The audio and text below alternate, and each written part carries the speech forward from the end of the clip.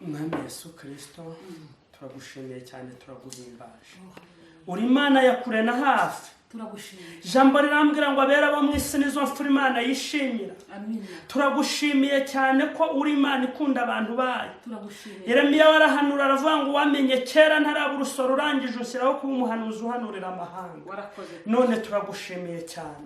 Uyu mwanya tugiyemo ni umwanya wo kumva ijambo ryawe ryabayeho tutarabaho, ariko Kristo wera ndakwinginze udusukira amavuta, uduha imbaraga, ubane natwe kandi rijwi ryumvikane kure na hafi. Abantu b'Imana bave mu bintu babayemo nabo bahabwa ubuntu bakire Yesu nk'umwami n'umukiza. Urakoze cyane Mana, aka kanya tugiyemo bane natwe. Jambo ryawe rirakomeye, jambo ryawe rirakiza, jambo ryawe ni umuti, jambo ryawe ni urukingo, jambo ryawe rimwe ibyo kurya, ijambo ryawe ni rizima. Dawidi aravuga ngo nari biciye mu mutima wanjye kugira ngo ntagucumuraho. Imana ishimwe cyane, reka rero igira umwanya munini kandi aka kanya kabaka imbaraga. Urakoze cyane Kristo, ntabarijya ahubwo izina ryawe rishyirwe hejuru. Urakoze Yesu, amen.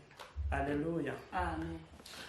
Ndashimira Imana cyane. Reka turebe ijambo ry'Imana riboneka mu rwandiko rwa mbere Pawulo yandikiye Timoteyo, igice cyaho cya mbere umurongo wa 12 haranditswe ngo ndashimira Kristo Yesu umwami wacu wambashishije yuko yatekereje ko ndo kwizerwa akangabiza umurimo we.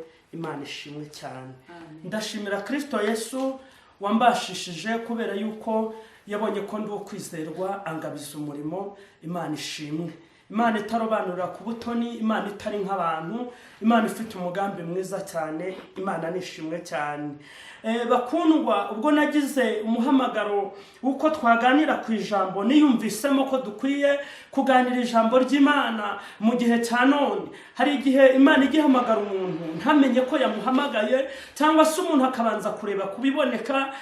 Umuntu yasira mu bwenge, umuntu yakubitamo agafilozofi, umuntu akabona Pawulo yaranditse aravuga ngo umusaraba Kristo kubarimbukana ubupfu, ariko kuri twebwe abakizwa n'imbaraga z'Imana. Nanjye mu gihe cyashize ntabwo nigeze numva yuko nkwiye gukora uyu murimo wo kwamamaza ubutumwa bwiza ngo abantu bave mu byo babayemo. Natekerezaga ko ari ubupfu.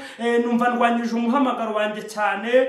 Mu minsi yashizeho nishakiye n'urwandiko rw'abajya mu mahanga ngo nigendere mfate ikirere, ariko nza kumenya neza yuko mpamagarirwa gukora umurimo wantumye hakiri ku manywa, kuko bugiye kwirana igihe umuntu araba atakibasha gukora. Imana ishimwe. Imana izi inzira zacu, Imana izi ibyo twibwira, Imana ifite n'icyo ishaka ko tuyikorera. Ubyumve ntubyemere, ubikunde ntubikunde, ariko Kristo niba aragutekereje kuri kwizerwa akabona azakugabiza umurimo byanga bikunda azabikora.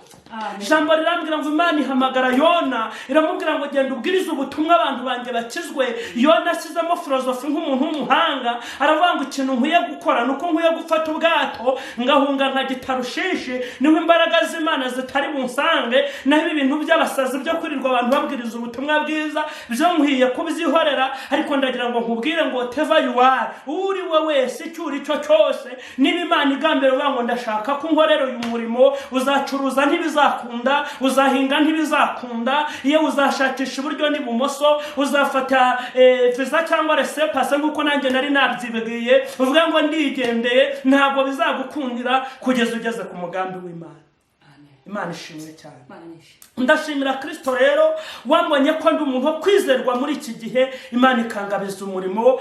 Imana rero impamagare kuvuga ubutumwa bwiza mu mahanga yose, kure na hafi, kubakomeye n'aboroheje, kubimbata n'abumudendezo, kugira ngo uyu munsi niwumva ijambo ngiye kukubwira ukizera Kristo nk'umwami n'umukiza. Imana arambwiye ngo hari abantu yahamagaye baranayitaba, baranayikorera, ariko uno munsi bacitse imbaraga, bacitse intege, babuze imbaraga zo guhamya ibyo bizeye. Hari n'abandi Imana igambiriye guhamagara bundi bushya. Muri ibyo byiciro byombi rero, aho uri uyu munsi niwumva ijambo ry'Imana ntiwininire, ntufunge umutima wawe. Imana nishimwe cyane. Amazina yanjye nitwugira Ibambe Gerard, ndi umusore. Imana nishimwe cyane. Uyu munsi tugiye kuganira ijambo ry'Imana. Imana yampaye kugira ngo tuganireho, rivuga ngo Abisirayeli bakena intwaro.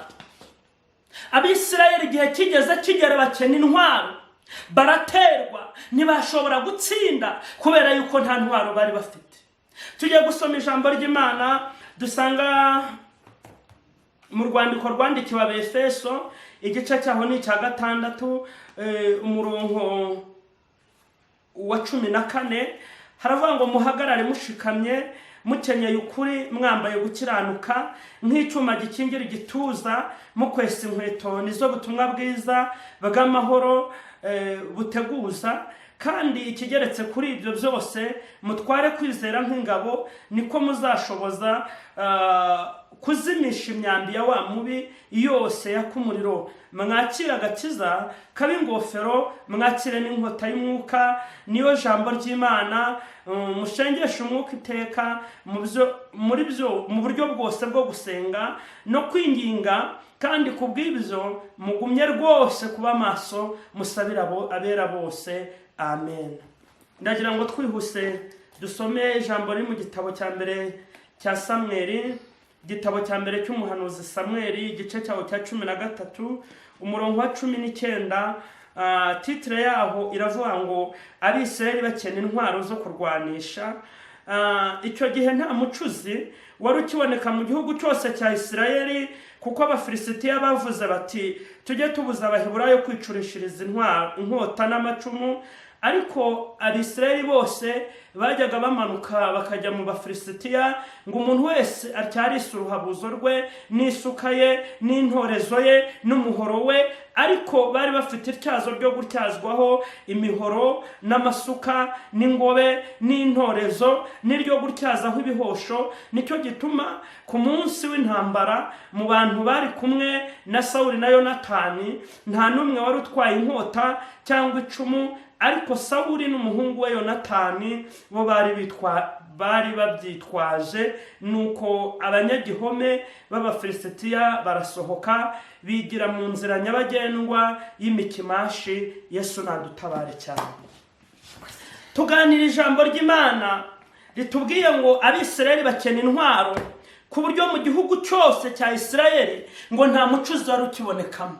Ni ukuvuga ngo abantu bari baresherejwe kurema cyangwa se gucura bundi bushyashya ibikoresho by'intambara, ibikoresho byo kurwana, ntabwo bari bakiboneka mu gihugu cya Isirayeli. Noneho abantu baragenda bakena intwaro, n'abari bazifite basigara nta bugizifite. Yesu nadutabare cyane.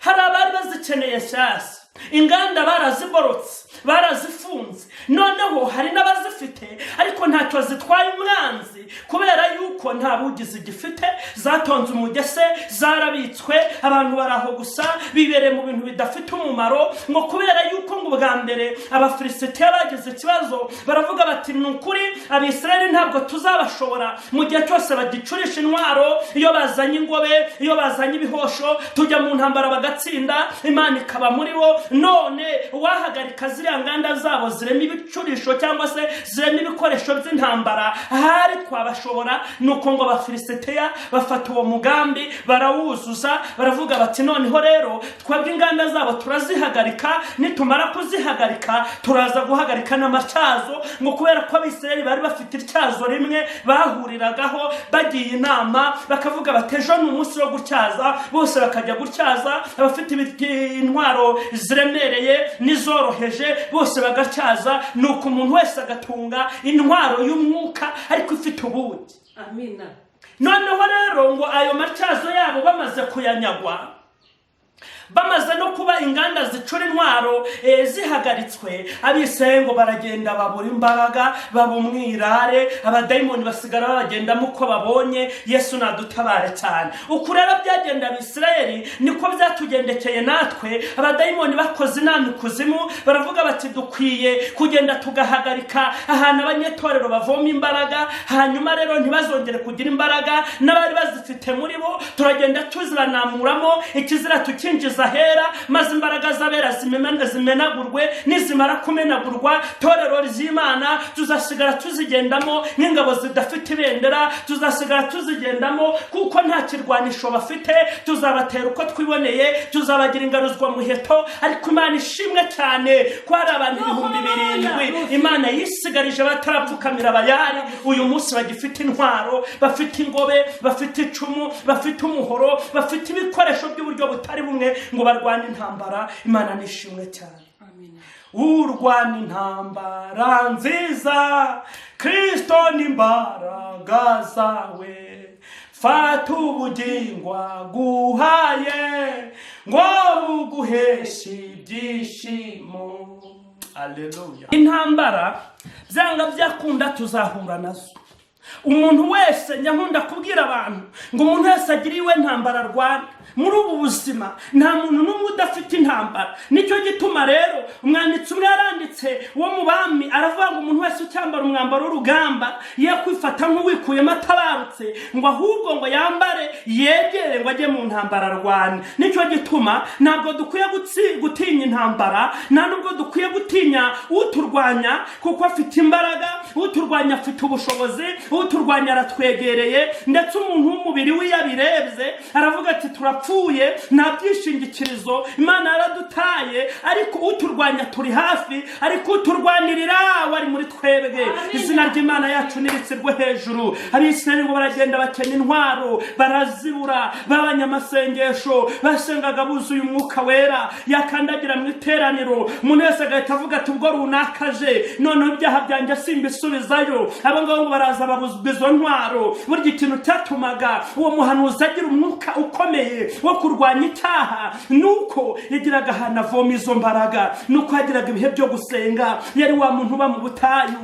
yari wa muntu wiriza iminsi 3, yari wa muntu uterana na bene se, yari wa muntu ugira ahantu acyariza. Umuhanuzi agaterana n'umwigisha, umwigisha agaterana na pastori, pastori agaterana n'umushumba, uwerekwa agaterana n'uvuga mu ndimi, uvuga mu ndimi agaterana n'uhugura imyuka, urondora agaterana n'uhanura. Nuko abantu bagacyazanya, abantu b'Imana bakabana, abantu b'Imana bakuzura umwuka wera, kandi ibyo byose bakabikorera mu rukundo. Ariko none uyu munsi dayimoni aravuga ati mwohereze ingabo mu isi zigende zikura urukundo mu bakristo, kuko nibaguma gukundana ntabwo tuzabashobora.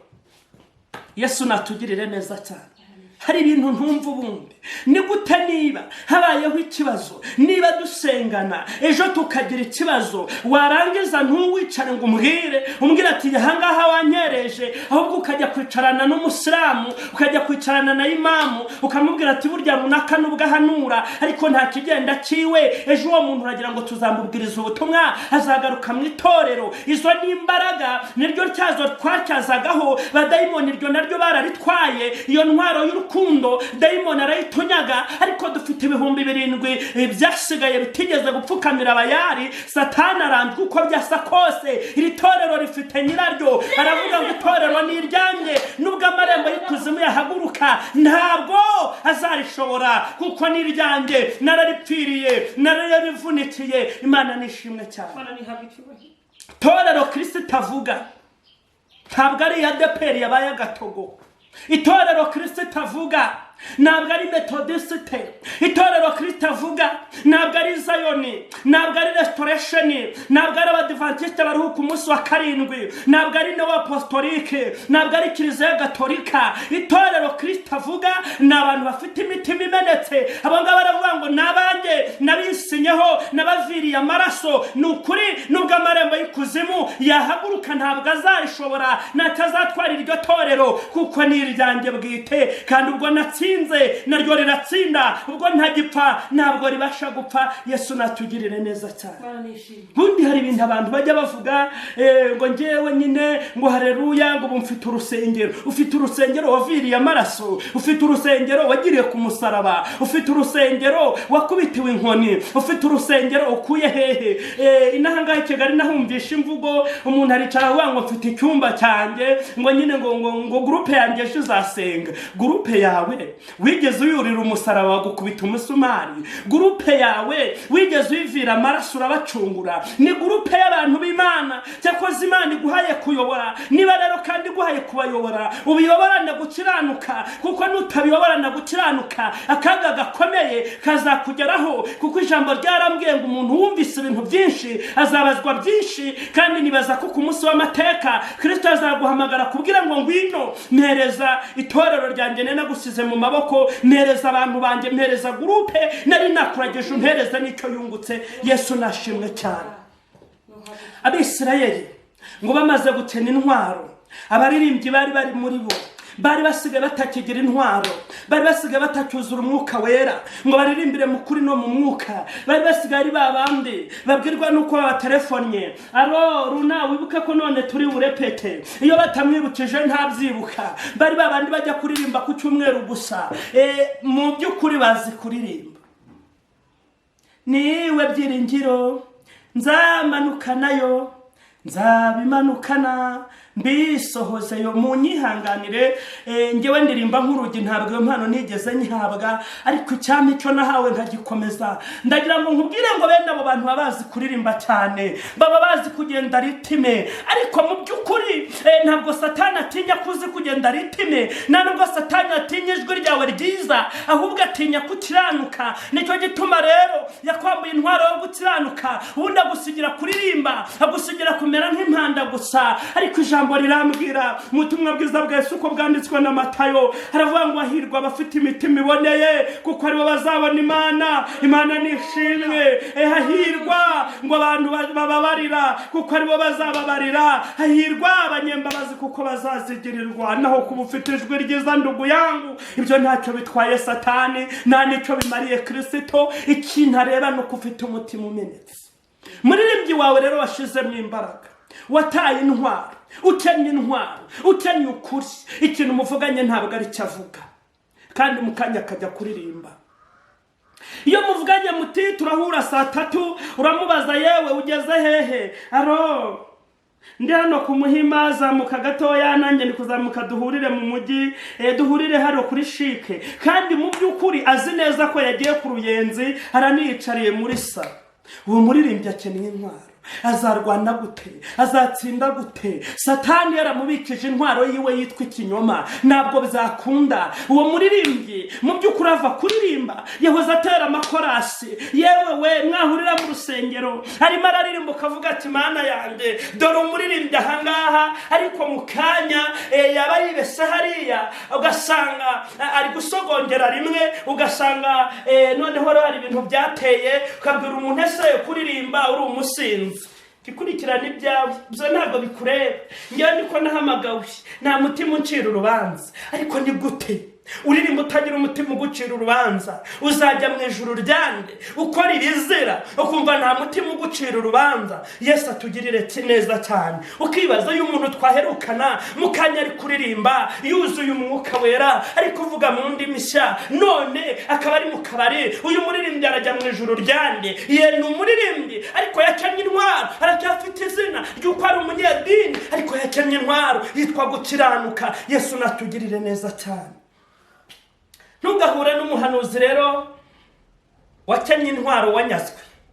Yari wa muntu uhaguruka agiye gusengera abantu, Mana ikaba yamubwiye ngo urugo ugiyemo rumeze uku, biragenda uku, kubera ko yuko icyo gihe yaragifite intwaro yitwa gusenga. Akabanza agasenga Imana, akayibaza, akayisobanuza, akamenya uko biri buza kugenda. None uyu munsi aho byahindukiye business, umuntu apfa kugutelefona aro uri hehe? Ndi hano niba ahagaze ku Ruyenzi arakubwira ati ubune nagiye mu Ruhango, rwose nta kibazo nyoherereza itike, ahubwo nari narayengeze yerekwa, ndaje dukubita abadayimoni, nyoherereza itike agira ari ku Ruyenzi gusabye itike ryo mu Ruhango, kandi mu by'ukuri sihwari. Noneho rero nta n'umwanya wo kubaza Imana, kandi barangije kumwohereza agatike. Mwabahanuzi b'Imana, aya matike nitutaba amaso aratubuza ubugingo. Mwabahanuzi b'Imana, nitutaba amaso ibi bintu twajemo, ibi bintu duhagazemo, nitutabikiranukamo biradukurura akaga gakomeye cyane, kuko abantu babuze intwaro yitwa kwirinda. Ahubwo abantu bararikiye ibyo bararikiye, abantu barashaka indamu, ariko yewe wategereza Imana ukayirindira, n'ubundi izo ndamu yaziguha. Ariko Imana idufasha cyane twe kwiyanduza. Nuko yahagera ntaburana n'indimi nyinshi cyane, yinjira mu marembo avuga indimi zitumvikana kugira ngo bamenye yuko ari umuntu w'Imana.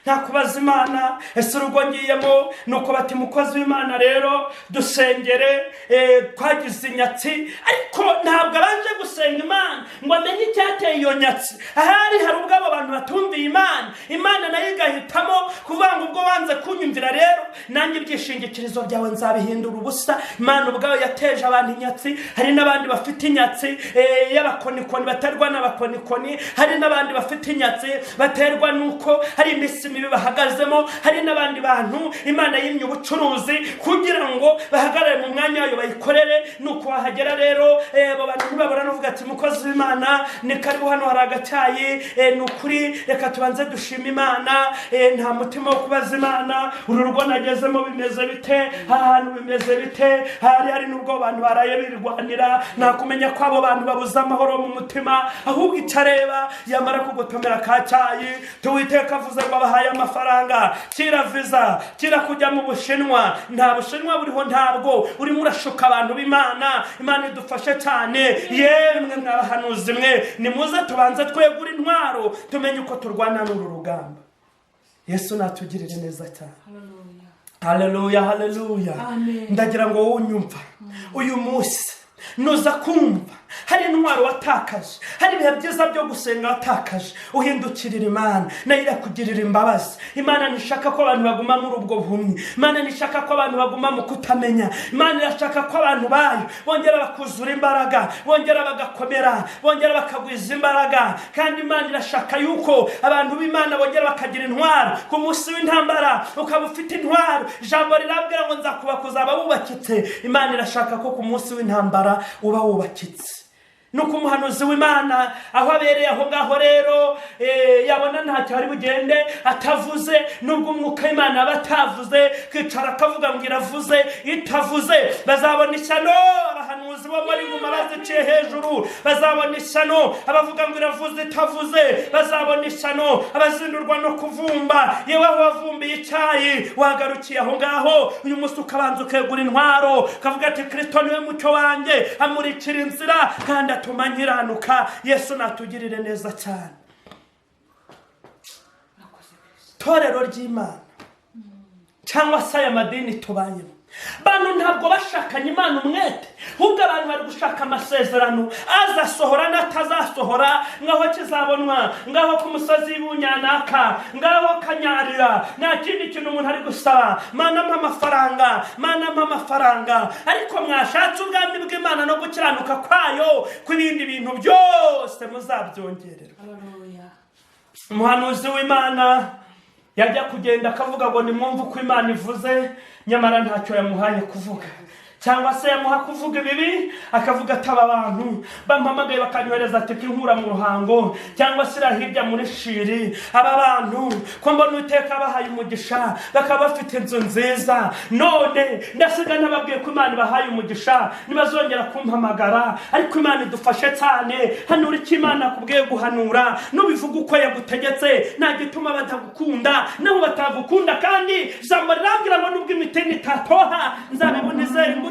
Uwiteka kwiye gushimwa, kandi Uwiteka gusa niwe Mana, niyo yatwambukije ya nyanja. Yosuwa ababwira abantu, arababwira ngo mve mbabwire uyu munsi ndagira ngo dusezerane, niba mubona yuko ari byiza gukorera Uwiteka mumukorere mutaryari, ariko niba mubona ko atari byiza mubyihorere. Icyo akora jewe n'ab'inzu yanjye bose tuzakorera Uwiteka. Yosuwa ababwira abantu, arababwira ngo none ntabwo mwibuka neza yuko Uwiteka ariwe Mana yadukuye mu butayu ikatwambutsa inyanja, igacamo inyanja kabiri tukambuka. Wa muhanuzi we, ntabwo uzi ko Uwiteka Imana ari we wagukuye mu gihugu cy'uburetwa aho Satani yakubabarizaga? Ntabwo uzi ko Uwiteka ari we wakwambitse utaragiraga imyenda, ikintu gituma utanyurwa? None uyu munsi ukaba uri kwiremera imyambaro ikakubera ikigirwamana, ku buryo mu by'ukuri ugenda uvuga ngo Imana iravuze kandi itavuze. Bene uwo muntu rero ntabura niyo ageze mu rugo rw'abantu nk'abo, ntaburana no kureba Yesu we iki ni igiki. Ariko ndi mukozi w'Imana, nukuri Imana yaguhaye agatelefone keza, uzi ko usigaye ukoresha akayifone. Ese ubwo nanjye wandemeye ni ukuri. Ahanze aha hateye ijambo wandemeye. Niba twe turema, niba abantu barema, yarindira Imana nizakuremera mu gihe gikwiriye. Ese mukozi ugageze ku gatelefone wandemeye ese mukozi w'Imana yo nukuri shabuze ko hana wanjye baburaye wowe wanitse ibijumba hariya byarahumye byaraboze shawa mpaye ngajya kubyirira ko mbona wakize sha Imana aguhaye ibitenge 4-5 wanyihereyeho nanye ariko ubwo uri urubahisha Imana yagutumye niba ari n'Imana jambo rirambwiye ngo abisirayeli bakena intwaro ngo kugeza ubwo ngo abantu bagenda babimyirare itorero ryakenya intwaro abapasitori bakenya intwaro uyu munsi tugeze ku rwego rw'uko umuntu arara abyina muri Remigo asambana ku cyumweru mu gitondo bakamuha agatuti yambaye neza yambaye agakositimu keza azi kuvuga icyongereza so urabona nyine vraiment Imana yacu agira ubuteori butumvikana agira utuntu tudasobanutse narangiza araza gutura menshi ya Geneve utayiparika hariya ariko yemwe niki gituma tutagifite intwaro yo kugenzura iby'itorero kugeza ubwo abadayimoni basigabirwa babwiriza ku cyumweru kugeza ubwo umuntu asigaye abatunze abagore 4-5 ubundi ku cyumweru akirwa arabwiriza kugeza ubwo umuntu asigaye aba ari rubebe ari umusinzi akaba umukuru w'itorero agasengerwa kandi abantu bakavuga batariko iri torero iyo wowe n'umusinzi rizagera hehe ariko kuko atanga menshi kuko atura ibishitse kuko ari mwene wa kanaka ndagira ngo mbabwire ngo mwabantu b'Imana mwe nukuri itorero ry'Imana muri no minsi rikenye intwaro ariko hari umuhanuzi ukenewe nka Ezekiyeli ahari nukuri abantu b'Imana bakwiye kongera bakegura intwaro. Ikibazo dufite nuko abantu b'Imana batakiri kubwiza abantu kuri ku cyumweru umuntu araza yirirwa avuga ibintu bidafite umurongo narangiza abantu kubera yuko yaparetse imodoka hariya bajye kumuharura ngo Uwiteka avuze uku kandi abantu barakora ibintu bidafututse abahanuzi babirebe bicacekere ariko bazabona ishyano ab'Imana yabwiye kuvuga ukuri ntibakuvuge bazabizira bazabibazwa ku munsi w'imperuka uyu murimo w'Imana uri gupfa abantu bazawubazwa kubera ko runaka agira shop ikomeye cyane muri shike nintamubwira iby'amahoro ntabwo azampamwa akazi wamubwije ukuri niba yaguhekaga akagushyira hasi ukajya wigenza uko ko ntabwo umaze kumenya kugenda njanjari uko ko uri umuntu muto utashobora kumenya kwigenza yemwe hahirwa abantu bavuga iby'ukuri nk'uko biri mu mitima yabo Imana nishimwe cyane uyu murimo abantu bari kubakira ku kinyoma naho uzatugeza naho uzageza abantu bandi bazahinduka bate intwaro y'ubuhanuzi nayo ntigityazwa yabuze ubugi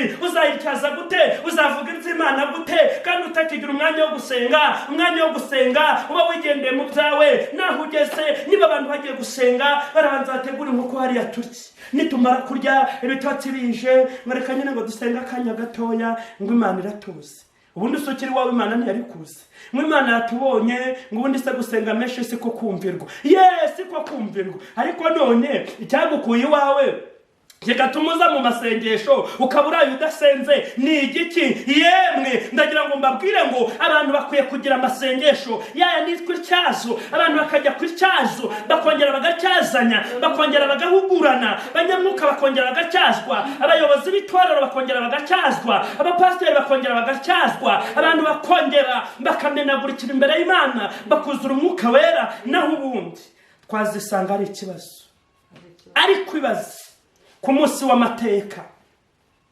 utabonye Imana n'ubutumwa wabwirije n'abantu wahuguye inzara yakuriye cya 10 watanze byaba ari isano rikomeye biragusaba rero kongera ukegura intwaro yawe ugakora ibyo kuri nk'uko biri mu mutima wawe Imana ishimwe cyane shango hariho umugore witwaga Debora umusumwe ngo yegura intwaro yitwa kwizera ijambo ry'Imana mu Befeso ryatubwiye ngo dutware kwizera nk'ingabo ikingira igituza none ngo abisirayeli begeze nanone ngo bakene intwaro baragenda ngo haguruka umugabo witwa ngo Sisera uwo musisera rero ngo yari afite imbaraga zo gusuzugura itorero ry'Imana ubundi ikintu cyatumye iri torero risuzugurwa n'abantu batari yewe kintu cyazanye ibice muri ryo kikarisuzuguza abataririmo nyamara berabaho bahora bari maso babwira umwami wa ngo azarirengere.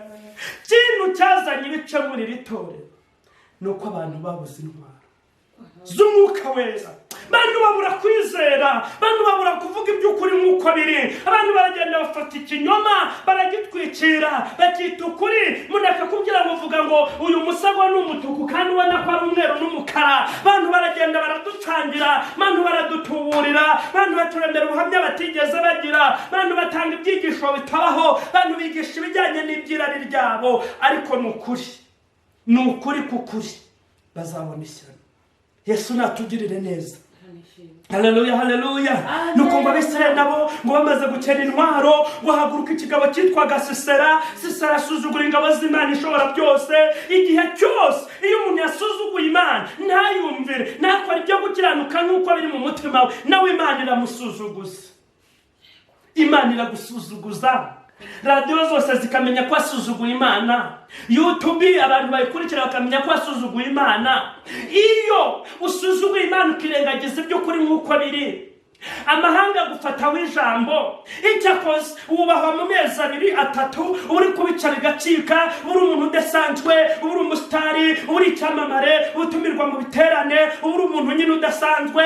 Ariko ntabwo birama. Ariko nyamara ijambo rirambwira ngo ibyago n'amakuba by'umukiranutsi ni byinshi, bari kuwiteka ajya mukiza muri byose. Kandi uwo muntu iyi Imana imwibutse birarama, bimara igihe. Imana yibutse Hana imuhereza Samweli, na n'umunsi Samweli turacyamuvuga. Ariko urubyaro rwa Penina rwaribagiranye. Njyewe nta n'urubyaro rwa Penina na rumwe nzi izina ryarwo.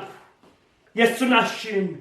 Ibihembo bya Satani ntabwo birama, n'ibihendo ntabwo bimara akanya, n'ibintu by'akanya gatoya. Ariko twebwe abiringiye Imana, ijambo rirambwira ngo ni ukuri, ngo umukiranutsi ngo agira imbaraga, ngo kandi arakomera, ngo ndetse no mu gihe cy'ubusaza agira amakakama nk'aya mbere, agira umwuka nk'uwamubagamo, agira imbaraga nk'izamubagamo. Nuko Sisera ngo asuzugura ingabo z'Imana isumba byose. Nuko rero ngo umwami wari uriho Baraki ngo yabona Sisera ahagaze, yakikoma mu gituza ati no barahanze, ngewe mfite taje hinda ku Ruyenzi, ngewe hano muri Nyabugogo bose baranyubaha, ngewe hano ku Kimisagara abantu bose baranze. Nuko ngo umwami ngo w'Abisirayeli agashwegera, abahanuzi bakunama bakoba bakavuga ati yewe ese uriya muntu wamuhanurira ibikomeye Imana ivuze, ariko wamubwira arakugira ati utahiwe. Niba atahaga kwirukana araguheka.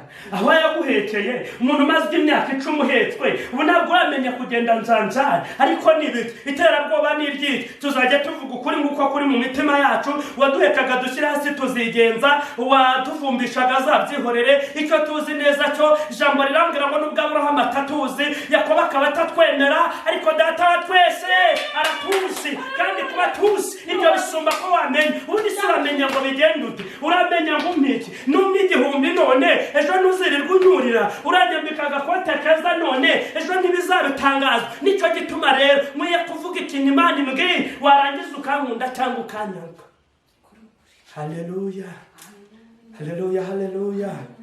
Yesu nashimwe cyane.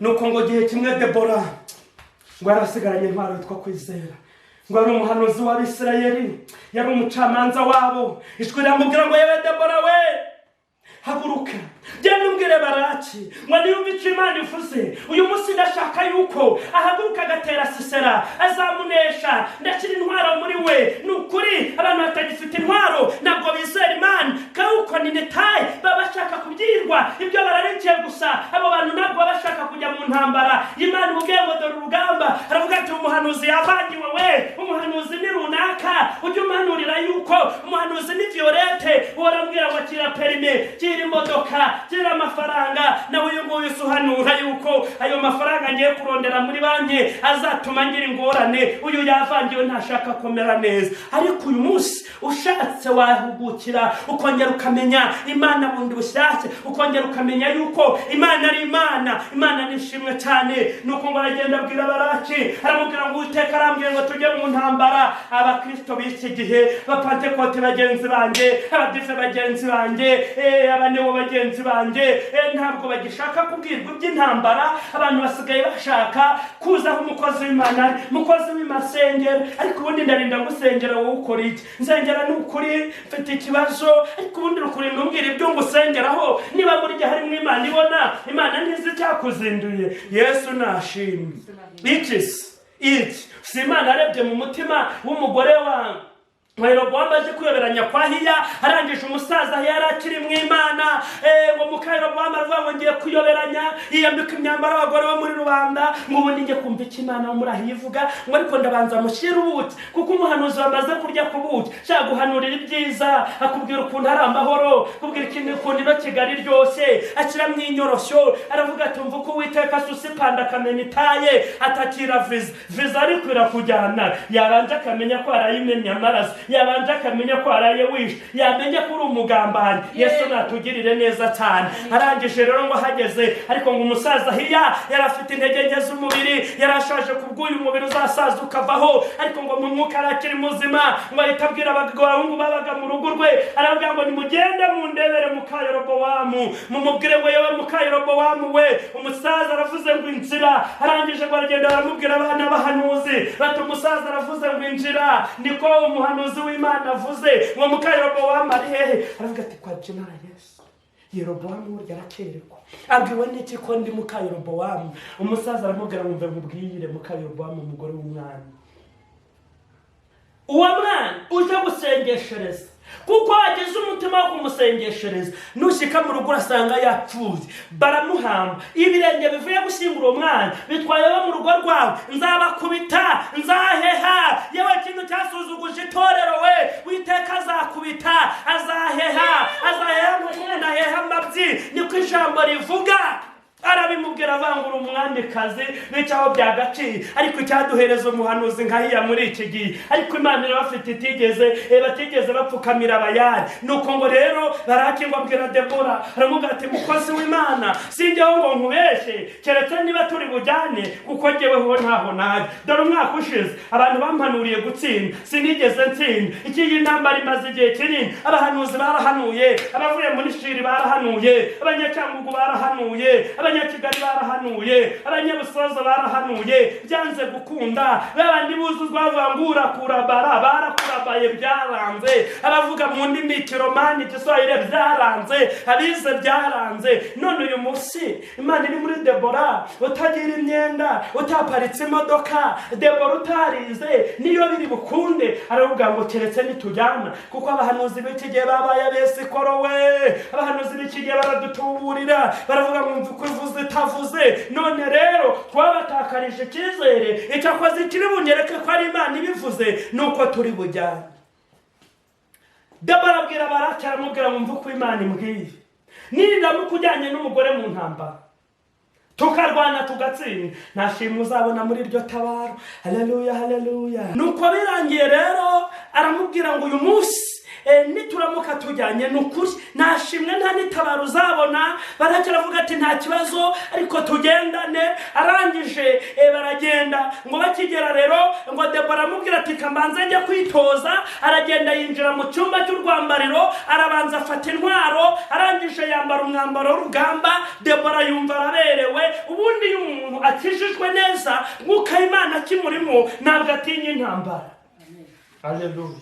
Iyo afite icyo arwanirira cy'ukuri. Debora aravuga ngo jyewe mukobwa w'Abaheburayo tujyanye mu ntambara. Arangije aravuga ngo kandi Uwiteka niba ari ubivuze ni nawe uzabikora. Arangije ngo barajyana na Baraki, ngo nuko binjira mu igare ry'intambara, ariko ngo ritwarwa n'umugore. Baragenda ngo bageze imbere ya Sisera. Arangije Debora areba Sisera amubwira ngo yewe sikubw'imbaraga zawe yewe Zerubabeli we, ariko uyu munsi ibintu bimeze n'imisozi imbere y'Abisirayeli. Uwiteka ari mu byitse bimenyekane, byandikwe mu bitabo, bizasomwe, kandi imirimo y'Imana irakora uyu munsi.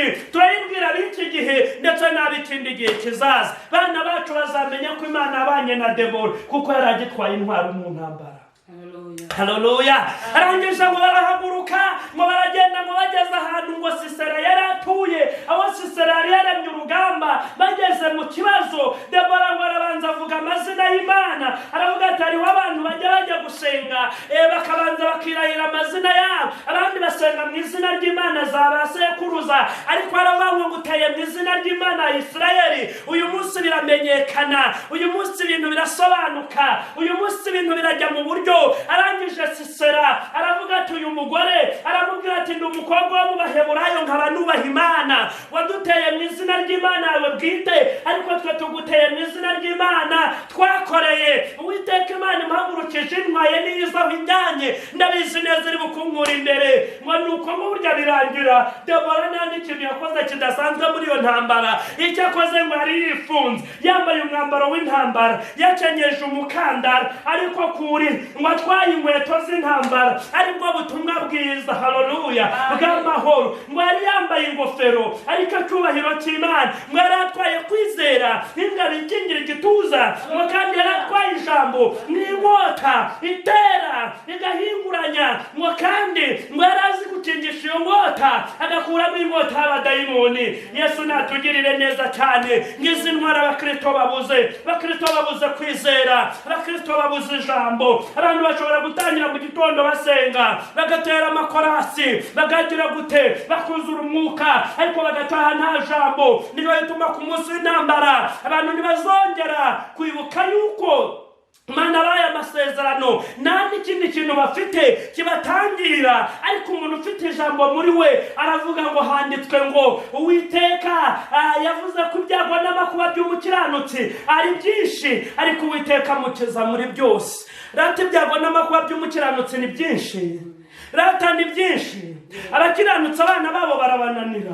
Ubundi yatambuka ate nkuri aratubwiriza iki? Urazaza kuduhugurira abana bawe nibakunane bari kubyina hariya mu kabari. Rata n'ibyago n'amakuba nibyo n'ibyago by'umukiranutsi. Rata si umukiranutsi ugira ngo arorora ibintu yoroye bikagira ireme. None wari wambwiye ngo ibyo bintu mwakurikiye ngo bibatere imyaku, ngo njyewe sinabikurikira kuko nta kindi kintu abona uretse ibyago n'amakuba mu ruhande rw'abakiranutsi. Ariko nta makuru afite.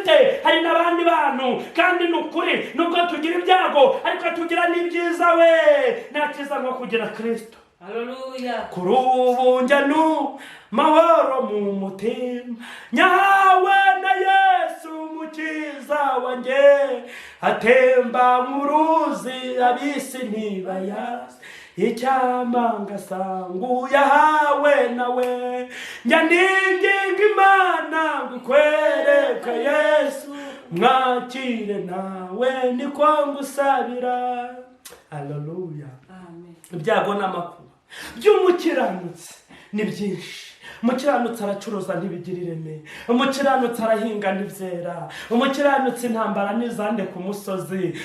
Umukiranutsi n'indi umugabo yarayakubita, abagore bagikubitwa n'abakiranutsi kazi, abagabo bananirwa n'abagore n'abakiranutsi. Imodoka y'umukiranutsi ikora impanuka 3 ku munsi. Yewe abakiranutsi barashoma bakabura akazi. Ibyago n'amakuba by'umukiranutsi ni byinshi, ariko Uwiteka Imana Nyiringabo amukiza byose. Nimutinye, musiogope. Yesu atashinda matatizo, atashinda vita. Nimutinye, Yesu byose azabirangiza. Ibyago n'amakuba by'umukiranutsi ni byinshi, ariko Imana imukiza muri byose. Ndafashijwe. Amen. Ibyago by'amakuba, ibyago n'amakuba by'umukiranutsi ukunda ari byinshi. Umukiranutsi ijambo ry'Imana ryarambwiye ngo kugeza igihe ijambo ry'Uwiteka ryasohoreye kuri Yosefu, isezerano rye ryaramugeragezaga. Mwabagenzi mwe, isezerano riragerageza, isezerano rirarushya. Mundi Imana iramubwira ngo nzagutuza muri Kigali. Bene umuntu niyimuka uko abandi bimuka, agenda yikoreye amaboko. Icyakoze yagezeyo amera nk'akabuto ka sinapi katewe hafi y'umugezi. Umuntu wagurutse abwiwe n'Imana, jambo rirambwira ngo nzaguhembura umaze 2, ku munsi wa 3 nzaguhagurutsa. Niko Hosea yahanuwe 6:1 aravuga ngo nimuze tugarukire Uwiteka Imana kuko ariyo yadukubise kandi ni nayo izadukiza. Cyangwa izanaduhembura rata tumaze 2 k'Imana gashobora kuba imyaka 20, gashobora kuba imyaka 50, gashobora kuba amasaha 2, gashobora kuba iminsi 5. Kabiri k'Imana irakubwira ngo nzakwishyurira uwo mwenda, ikwishyurira amatangazo yamanitswe. Bati ibyo Pawulo akora ejo bizatezwa cyamunara, umuntu wese ufite ayiwe azajye kugura. Yesu nashimwe. Ubundi aho utambutse ijambo ni murokore yishinze kwirwa yakira abashyitsi, ubwenge bukeye. Itorero rashyiraga cya 10 noneho niri murengere, ntabwo yigeze ahereza itorero yahaye Imana. Harageze ngo nayimwishyure. Byagwa n'amakuba by'umukiranutsi ni byinshi cyane, ariko Uwiteka amukiza muri byose. Umukobwa w'umukiranutsi Imana abwiye ngo nzakubakira urugo, namubwira ngo nzagukorera ubukwe, nzagutambutsa mu mujyi Nyarugenge, abantu bose bazamenya ko ari byo bikoze. Sha bijya gushika, dore imvi zigeze hano mu mazuru. Bijya gushika ikintu kimuranga, abantu bose bavuga ngo wa mukobwa w'umukecuru, kandi abantu ntibaburana no kumutera imyambi, bakamubwira ngo igituma gasazira iwabo n'ubutindi kagira n'imico mibi kagira, dore uko gasa karagumiwe. Uwo muntu agifite isezerano riragerageza. Imana irakubwira ngo uzabyara, ujya kubona umwana, ubyaye inda 15 zivamo, hari n'abo zitavamo. Umuntu akazasama ageze mu myaka 50. Yewe isezerano ryigeze rigerageza Aburahamu na Sara ngo babyare Isaka, noneho Sara aracuza atakinabona imihango y'abakobwa. Isezerano ryarabagerageje, bigera ubwo Sara abwira Aburahamu, aramubwira mwumva, enda umuja wawe akubyarire. Yewe w'Imana yarambeje. Yewe yigeze avuga ikintu gikomeye, aravuga ngo Uwiteka we warashutse, nanjye nemera gushukika. Isezerano ritarakugerageza ngo rikuranse inzara. Isezerano ahantu Imana irikubwiriye ntabwo ari warisorera. Isezerano Imana ibasha kubwirira umuntu icyangugu, ikamubwira ngo nzakugirira neza, ikazajya kubisohoza urenze intara nk'eshanu. Uzi yuko Imana yabwiye Yosefu, iramubwira ngo Yosefu nzakugirira neza, uzayobora bene nyoko. Ibimubwira uzayobora bene so, Imana ibimubwira ari muri Aziya. Byasohoye ageze muri Afurika, kandi mu kuza ntabwo yigeze atega indege, ntabwo yigeze ajya kuri airport, ntabwo yigeze atwara visa. Icyakoze arafite visa y'umuntu. Haleluya! Ntabwo yigeze agira pasiporo. Yagiye n'amagare y'Abanyegiputa, yagiye bamukurura inyuma y'amagare. Isezerano riragerageza. Isezerano ryambika umuntu ubusa. Isezerano ryicisha umuntu inzara. Isezerano rituma umuntu akora akazi atagakoze. Isezerano ryigisha umuntu urundi rurimi. Isezerano riragerageza, ukavuga ngo Mana, ibi bintu ni wowe wabivuze cyangwa ntabwo ari wowe. Isezerano Yosefu, isezerano rimukura mu rubyaro rwa Yakobo. Isezerano rijya rikura umuntu muri bene se. Isezerano rijya rikura umuntu kuri gakondo, rikamuzereza imisozi akayimara. Aho yiriwe none ejo ntabari warara, inzu yarayemo none ejo ntayiraremo. Abantu muri kugeragezwa n'isezerano nimukomere. Icyakoze mupfa gutwara intwaro zose z'Imana kugira ngo muhagarare mudatsinzwe n'uburiganya bwa Satani. Isezerano riragerageza. Imana ibwira Yosefu ari muri Aziya. Yosefu yarazi kuvuga ururimi rwabo muri Isirayeli, yavugaga igiheburayo. Isezerano rimukuraho bavuga igiheburayo. Isezerano rimushyira bene se mu gihuru. Ahageze ngo bene se bati nguriya Karosi araje. Noneho rero mureke turwanye umugambi w'Imana ku buzima bwa Yosefu, ariko ntawe ushobora yeretse ikintu kitavuzwe n'Imana. Icyakoze yabwira abantu ngo Satani atakwishara gukereza. Satani yagukereza, ariko ntabwo azabuza umugambi w'Imana gusohora. Isezerano ryawe wowe gusa nibaruka ko ari bwiwe n'Imana, jya wicara urisengere. Isezerano ryawe Imana izarisohoza. Ikisi riragerageza, riravuna, umuntu akananirwa, umuntu agacogora, ukageraho noneho wumva imbaraga zigushizemo. Ariko noneho numva imbaraga zigushizemo, giterera ujye kwityaza, wongera utyaze, wongera ugaruke. Isezerano ritarasohora biragatsindwa n'Imana. Umuntu arasuzugurika, wanyuze ati nguriya kanyamadeni, wanyuze ati nguriya kakagore katazi gufata neza umugabo wako. Isezerano ry'Imana riragerageza. We Yosefu ngo rimukura mu bandi bana, mukuru we ngo yitwa Rubeni, arangije ngo agira bene Sinama. haravuga ngo mwene data mureke twe kumutanga twe kumwica ahubwo tumugurishe n'abanyegiputa bamutware nituzongera kumubona nazongera kugaruka mu gihugu cy'iwacu kugira ngo tuyobore ariko izatugarura kandi nitutanagaruka abantu bazatugarukira ntabwo tuzabagarukira bazadushaka ntabwo tuzabashaka Imana nishimwe Yosefu isezerano rimwambika ubusa yambara isoni z'ubusa bwe yambara isoni z'ubwambure bwiwe ari umusore w'igihagararo w'ikimero cyiza ariko ari kugeragezwa n'isezerano buriya rero iyo umuntu isezerano ari kumugerageza abantu bagira ngo ntagira ubwenge ntagira imibare kwibaza ati umuntu w'umusore ni gutabura amafaranga yo kugura inkweto arayabura kubera yuko ari kugeragezwa n'isezerano nyamara Imana imubikiye kuzambara imvaburayi. Hallelujah. Hallelujah. Amen.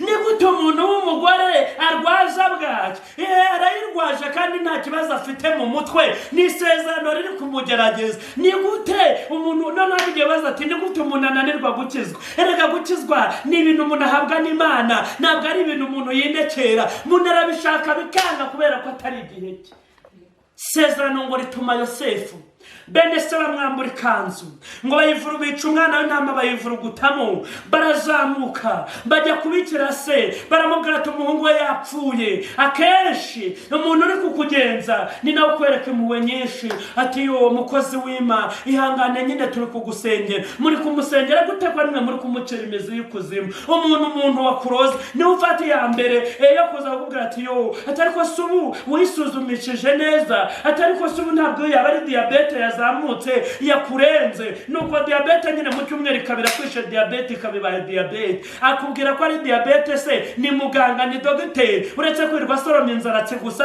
hari ubundi buvuzi yigeze yiga ariko araza kwitanga mbere nyine ngo akuyobye akwereke yuko mu by'ukuri ari indwara zisanzwe akuzanira n'imiti arakugemurira cyane ariko burya abacungana no kumenya ko abimenye ngo akongereremo ibindi sezerano riragerageza Imana nishimwe. Hallelujah. Harangije ngo Yosefu ngo bamuzirika ku mikoba baramukurura agenda mukuru inyuma y'igare bamuzirikana n'ingurube bari baguze bamuzirikana n'intama iyo umuntu isezerano uri kumugerageza agaciro ke kaba kimwe n'akihene kaba kimwe n'ak'intama iyo umuntu isezerano uri kumugerageza nyine abari mu butayu abari kuri tekeri abari mu gipimo tekeri iraryana tekeri isuzuguza umuntu tekeri nawe yicururizaho ngo yunguke umusozi witwa tekeri ni mubi tekeri nawe uyipangira ubukwe ngo busohore tekeri tera icyangiro umuntu wese akakwanga umuntu wese akakubonamo ikibazo ninde bajyanye kwa mutwara sibo ni wa muntu w'Imana uri kuri tekeri abana be banya mu nzira abana be bagira urugomo abana be baratukana ariko abana be nibo bazi gutukana bonyine kuri uwo musozi hari abandi batukana ariko bitazwi abana be nibo banyarugomo hari abandi barugira ariko bitazwi ihene zonye ku musozi nizo kwa murokore kubera ko ari kuri tekeri umuntu wahombye ni runa erega ni tekeri bisobanurwa ngo wapimwe bantu b'Imana babaye kuri tekeri twebwe Imana yaratubwiye ngo uyu mwaka wa 2020 washize muri 2019 Imana yari yatubwiye ngo n'umwaka abantu bagiye guhekenya amagufa bigeze muri 2020 Imana iratubwira ngo mugende mwitegure mumenye uko muzabigenza ngo kuko umwaka utaha nk'iki gihe mwami w'amahanga azongera batere iryo jambo riri mu bami noneho rero bami bambere igice cya 20 umurongo wa 22 niko handitse ngo maze umuhanuzi araza yihuta ngo abwira umwami w'Abisirayeli aramubwira ngo mwe kwishimira intsinzi mwe kwishimira ko korona irangiye dore umwaka utaha iki gihe mwami w'amahanga azongera azagutera azaba afite intwaro nka za zindi za mbere azaba afite ibigosho mwami w'amahanga azongera guteza inzara mwami w'amahanga azongera gutere nagutera uzafungwa mwami w'amahanga nagutera uzagira ingorane mwami w'amahanga nagutera azaguteza uburwayi umwami w'amahanga nagutera igihombo kizaza natera azatera no mu mirima yawe natera uzitwa umurozi ku gasozi utazi n'inyabarasanya uko zimera uzitwaga injiji wari umunyabwenge. Nagutere muri korari umuntu wese azagusuzugura, na wa muntu utari bugutinyuke wo musa azagutinyuka, wo musa azakubwira ibyo yiboneye, azakubwira ngo yawe nyiranwicara hariya, ijwi ryawe rimeze nk'iry'igikona. Iyo umwami w'amahanga yaguteye nta byago na bimwe asigaza inyuma. Haleluya, amen. Sezerano wampaye nzarigumaho Mana, musi nageze iwawe nzabigushimira. Sezerano wampaye nzarikomeraho Mwami wanjye we, musi nageze iwawe nzabigushimire. Kuvuga ubutumwa wampaye Mana nzabikomeraho, nubwo nahura n'intambara nzabihagararaho. Musi nageze iwawe Mana nzabigushimira. Sezerano wampaye nzarigumaho Mwami, musi nageze iwawe nzabigushimira. Ugirirwa neza wambwiye Mana nzabikomeraho, musi nageze iwawe nzabigushimira. Sezerano riragerageza ariko hahirwa uwihanganira ibimugerageza, kuko niyamara kwemerwa azambika ikamba. Imana ishimwe. Yosefu isezerano rimwinjiza mu rugo rwa Potifari, ngo yahageze agurishijwe gatatu. Rirangije kuhamugeza, isezerano risigara rimwigisha gukora imirimo yo mu rugo. Iwabo nawe hari abakozi bo mu rugo, ariko Yosefu ajya gukora akazi ko mu rugo. Isezerano ryigisha umuntu gukora akazi atarazi. Isezerano ari kukugerageza. Iyo uri kuri tekeri, si ikibazo cy'uko abavandimwe bawe bariye neza, bararya neza bakanabimena, wowe ukaburara kubera kuri tekeri yawe, kubera ko isezerano riri kukugerageza. Ariko aho ngaho niwe ukwiye kugaragariza za ntwaro. Imana ishimwe kuko tayari warangije kwinjira mu ntambara. Kandi abavandimwe ba nawe ushobora kuvuga ati mwene data wari arashonye, ahubwo basigara babiha ahandi hantu. Iyo umuntu ari kuri tekeri yambara ubusa, mukuru wawe afite ibitenge nk'icumi, ahubwo akabihereza abandi bantu, ariko ntashobora kubiguhereza. Nyamara ijambo ry'Imana muri Zaburi ya 72 umurongo wa 4 n'uwa 5 harambwira ngo Imana yo mu ijuru izaca imanza zirengera abanyamabaro bo mu bantu, izaca imanza zirengera abana b'abakene, izavunagura umunyagahato, abantu bazakubaha izuba n'ukwezi bikiriho. Haleluya. Imana igica imanza zirengera abanyamabaro mu bantu. Imana irabizi neza ko mu murimo wayo harimo abanyamibabaro, ariko ngo igica imanza zibarengera. Imana irabizi yuko isi harimo abana b'abakene, ariko Imana igica imanza zibarengera, igica imanza zo kubatabara. Hari ikintu njya ndeba muzehe wacu ajya akora, kavuga nti Imana igukoresheje iby'ubutwari, uciye urubanza rurengera abana b'abakene. Ntabwo byumvikana ukuntu umuntu ari titireri wa Centre de Santé nangwa akora mu karere, mu by'ukuri ejo akajya gufata shisha kibondo, ishashi ya shisha kibondo ku muntu yambwe ibihumbi 200, 300, 400, ejo bakamwirukanira ko yamuhe shisha kibondo. Mu by'ukuri uretse umuco w'inanini yajyaga kunywa shisha kibondo arwaye bwaki, ari mu muhondo. Shisha kibondo ko ari abantu bari mu muhondo, mu by'ukuri titireri we urajya kunywa shisha kibondo uri mu muhondo. Imana igiye gucubanza rero rurengera abana b'abakene, iyo shisha kibondo uraje uyishyura. Haleluya.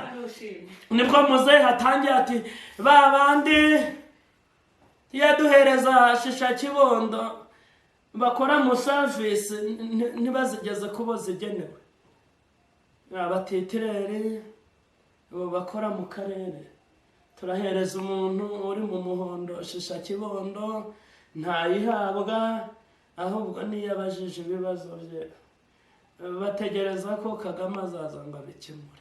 Buriya Imana ibimukoresha ibintu by'ubutwari, iyo abikurikirana akamenya ngo ndi kuri Centre de Santé, ubundi igikoma nohereje abana b'abakene barakibonye, cyangwa abashinzwe kukibaha barakinywereye. Imana burya iba yibutse ijambo yavuze muri Zaburi ya 72 kavuga ngo ubutabera nibwubahirizwe, igikoma cy'abantu bari mu muhondo kibashikeho. Iki erega buriya umuntu wese Imana imukoresha mu gishaka kumukoreshamo. Haleluya, haleluya, haleluya, haleluya. Imana izaca imanza zirengera abanyamubabaro mu bantu. Imana izaca imanza zirengera abana b'abakene. Izavunagura umunyagahato. Hanze aha haba abanyagahato. Burya Yosefu ngo ageze mu rugo rwa Potifari, muka Potifari yarazindutse aramubwira ati umva muhungu w'umuheburayo, mugabo wanjye mu gitondo ajya ku kazi ariye.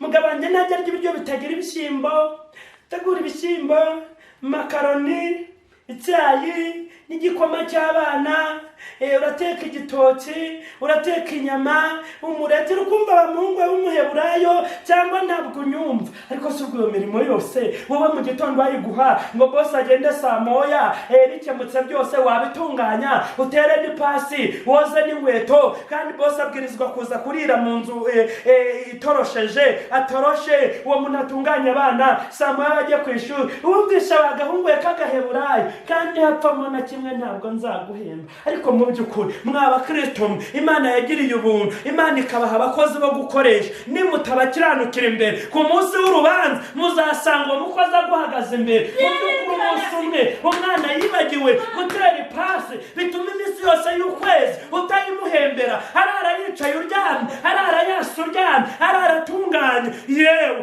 ese wowe ejo isi ko ari umubumbe wihinduriza, yakihinduriza bigashyika ku mwana wawe, ntabwo wakenera ko yabona akanya ko kuruhuka? Urabona akaragangu k'agaheburayo nasonuranira umukati w'abana. Ariko se mu by'ukuri uwo mukati umuheburayo araryaho uratuma abana bawe badakura? Yesu atugirire neza. Ufite ugutwi ukumva iby'umwuka, yumva iby'umwuka abwira amatorero. Ufite umukozi uguhingira mu murimo.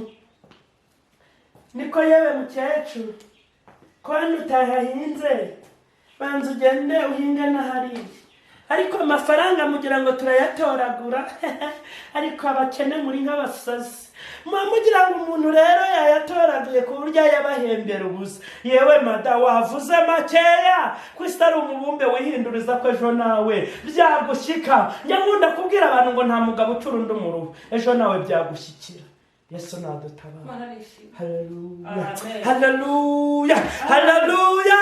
Nuko ngo Yosefu nyine iyo umuntu ari mu gihe cy'abandi ubwirizwa kuvuga ngo ndiyo Bwana, ati mabuja byose ejo nzaba nabitunganyije. Yosefu yiga gukora ikibuye.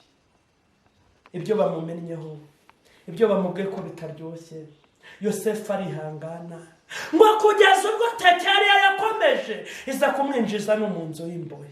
Yesu nashimwe cyane. Haleluya, amina. Yosefu yinjiye mu nzu y'imbohe azi kurota.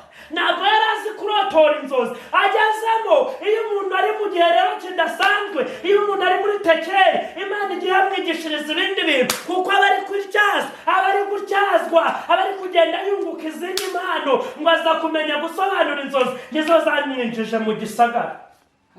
Haleluya. Ngo aza kuzasobanurira abantu inzozi abantu bari bafunganye nawe. Haleluya. Ngo nuko basobanura inzozi bageze ibwami, ngo basubire umwe asubira mu kazi undi baramwica nk'uko Yosefu yari yabimusobanuriye. Ibyo sinshaka kubitindaho. Arangije rero ngo burya ngo Imana iza guteza umwami inzozi. Iravuga ngo izi nzozi zirimo umubare w'ibanga, zirimo password, kandi iyo password nta wundi muntu nyihaye keretse Yosefu. Niwe uzi umubare w'ibanga wenyine mu gihugu, abandi bahanuzi bose ntawo bafite. Burya Imana igira kanishyira umuntu kazamubeshaho, kazamurengera. Hari igihe Imana ivuga ati mwana wanjye uyu munsi niwe mpaye password uyu munsi kugira ngo nkurengere. Yesu nashimwe. Bikubita ku bantu bize birabananira, bikubita ku bantu bafite igihaga birabananira, bintu birananirana. Haza kugira n'umuntu ugira ariko aravuga ati ariko jewe mbonye nta wundi muntu uri buze gusobanura ibi bintu keretse Yosefu. Niwe ufite umubare w'ibanga mu ntoki, n'ufite password. Yesu afite urufunguzo nta kimunanira. Iyo yaruguhaye rero uwo munsi urakinguka nakingura. Icyakoze ujye ukingura wibuka ko ejo hari ubwo narwa kuva mu ntoki rukajya mu ntoki z'abandi bantu. Yesu natugirire neza cyane. Ishuri ry'Imana. Ubwo Yosefu yari yarageze mu Egiputa, urumva yageze mu gihugu kitari kiwabo. Sezano ryamukuye mu gihugu kiwabo rimugeza mu kindi gihugu. Yosefu yari amaze kwiga urundi rurimi. Haleluya. Ngo ni hahandi harya umuntu w'Imana ahagarara mu gihe gikomeye, nubwo ari umuntu w'Imana ariko ugasanga yagize indimi ebyiri, igiheburayo n'ikinyegiputa. Ni hahandi muvugana n'umuntu w'Imana akakubwira ati aro yewe mukozi w'Imana, ni wa munyamasengesho ubwo mwararanye ku gikumba nimugoroba, sha mwana wanjye ararwaye bunyohereje ibihumbi 2,000 mutware kwa muganga, kuwa gatandatu nzayakuzana, yafashwe mu ijoro rwose ararembye, Yesu atugirire neza. Nukuri umwana ni muzima ntabwo arwaye, ariko ari kwibaza ikintu ari bubagaburire uwo mugoroba byamucana. Aravuze ati basi ngiye kubeshya ariko nta kundi kuntu ndi bubigenze. Ubwo se navuze indimi ebyiri, arazivuze nyine, avuze urunyegiputa n'uruheburayo, none uragira ngo abigenze ati? Haleluya. Amen. Haleluya. Sezerano riragerageza, itacyari Imana iragorana ku buryo umuntu ashobora kwiga kuvuga urundi rurimi atigeze amenya, rw'abanyegiputa kandi rutari urw'abaheburayo. Haleluya. Amen. Ni hahandi umuntu w'Imana aza yirukanka ati mukozi w'Imana ati ndengerageza abashyitsi baje batunguranye muri iri joro, ni kilo cy'isukari, ni ibiro 2 by'umuceri, mereza litiro y'amavuta, ejo mu gitondo amafaranga ndabanyakuzaniye, shaba koze abashyitsi bo kunyuza mu ijisho. Ni ukuri dukorera Imana, mu by'ukuri nta bashyitsi afite, icyo akoze arashonje kandi nta mafaranga afite, nyine aje kukubwira urundi rurimi rw'abanyegiputa, akubwiye ko afite abashyitsi kuko ari byo uri bwumve, ariko nta bashyitsi afite, ahubwo abana be barashonje.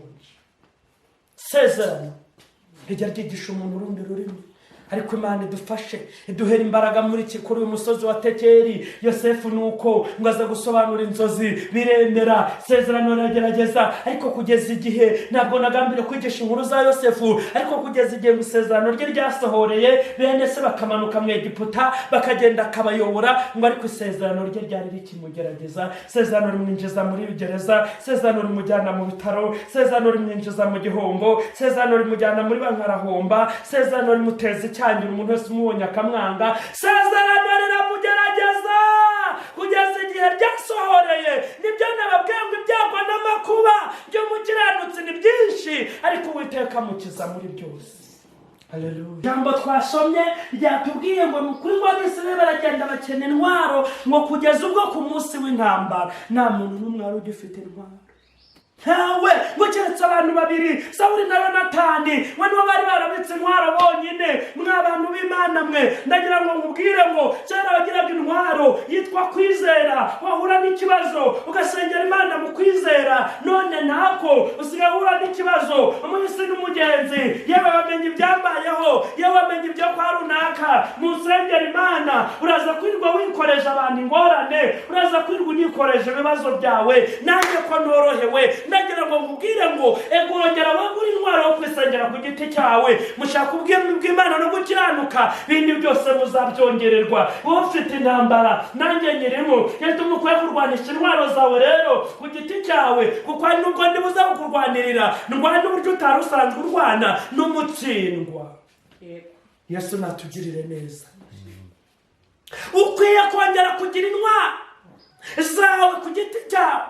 Wagiraga intwaro yitwa gusenga, ikintu cyose kibaye ugasenga Imana, ugafata agahe ukegera Imana ukayibaza. None waje gusenga cyane ari ubujiji, atari ko gusubizwa, utakaza intwaro. Ariko ndagira ngo nkubwire ngo urugamba rwongera ruraguhagurukiye, uzarwanisha iki? Hari nta ntwaro ufite. Haleluya. Haleluya. Haleluya. Dore Satani ahagurukiye kurwanya abera, ngo amenagura imbaraga zabo, abinjize mu bihe bikomeye. Yeto mukwiye kurwana rero. Imana nishimwe cyane. Jambo ryambwiye ngo mutware intwaro zose z'Imana kugira ngo muhagarare mudatsinzwe n'uburiganya bwa Satani. Abantu badafite intwaro z'Imana batsinzwe n'uburiganya, abo batangiye ari abahanuzi, none basoreje urugendo rwabo mu kabari. Bo batangiye ari abahanuzi, barangije binjira muri bisi yitwa urugendo. Bamaze kwinjira muri iyo modoka yitwa urugendo, bagereza ahantu rero hari icyapa cyanditseho amafaranga, kubera yuko abantu batagifite intwaro yitwa kwihangana. Bageze babwira shoferi ati shoferi, aho ku kinyoni ku giti cy'amafaranga ndahasigara, aho ngaho kuri icyo cyapa cyanditseho $. Shoferi agize ngo akomeze ati shoferi hagarika bisi ngava amahanga ku cyapa cyitwa amafaranga. Abo bantu ni ukuri nuko batigeze batwara intwaro zose z'Imana. Iyo batwara kwihangana, bagatwara kunyurwa bari kumenya neza yuko abo ku cyapa cy'amafaranga atari bo basigara, ahubwo hari uwundi murwa mwiza wera w'Imana barimo kwinjiramo basiganirwa kugeramo. Abandi nabo ngo baje kugera ahantu ngo ku cyapa cyitwa imyambaro myiza, baravuga ati shoferi hagarara ahangaha, abo bacanze bacanga bakabona amafaranga bakambara imyenda myiza, aha nanjye ndahasigara. Abandi ngo bagera ku cyapa cy'amafaranga meza hano muri Kigali, baravuga ati nanjye ahangaha ndahasigara. Magarika rwose by'urugendo ntabwo ndukomeje. Nuko noneho rero umushoferi w'imodoka ageze imbere asanga abantu intwari zarasigaye, cyane cyane ku cyapa cy'amafaranga. Ahangaha abantu barahasigaye. Alo, mutumishi wa Mungu bite? Ni sawa? None ejo dufite igiterane, turagukeneye waburi gufasha imitima y'abantu benshi.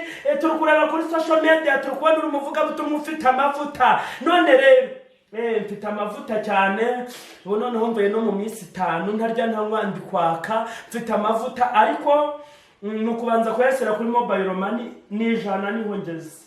Tarifu yabaye tarifu ku cyapa cy'amafaranga. Yewe mwuka byaramwe, iyi ntwari zatugeza hehe? Ku munsi w'intambara izadutsindira, ibyago nibiza izadutsindira. Ijambo ryambwiye ngo numvishe ngeze umuhamagaro, Imana irambwira ngo mbwirira abantu banjye ngo bamaze gukena intwaro. Nicyo gituma ibyo mu itorero bizurungutana, nicyo gituma biba intambara. Nuko abantu bakennye intwaro ahubwo begura iyindi ntwaro idasobanutse, ntibavuga iby'ukuri nk'uko biri mu mitima yabo. Abahanuzi banjye ntabwo bakiri kuvuga iby'ukuri nk'uko biri, kuko navuga ukuri ntari bubone indamu. Ariko mbwirira abantu ngo nibongere begura intwaro, ngo kuko umunsi w'intambara uraje, umunsi w'amakuba uraje, kandi umuntu wese azarwana. Kandi kuri uwo munsi w'intambara nta muntu uzarwanirira undi. Pasiteri ntazakurwanirira, pasiteri abakristo ntibazamurwanirira, pasiteri umushumba we ntazamurwanirira, umushumba umuvugizi ntazakurwanirira. Umuntu wese azarwanira iwe ntambara, azarwana intambara ku cye giti, umuntu wese n'akadoda nikiwe. Nicyo gituma rero umuntu wese akwiye kwegura iyiwe ntwaro. Imana nitugirire neza cyane. Haleluya, haleluya. Haleluya, haleluya.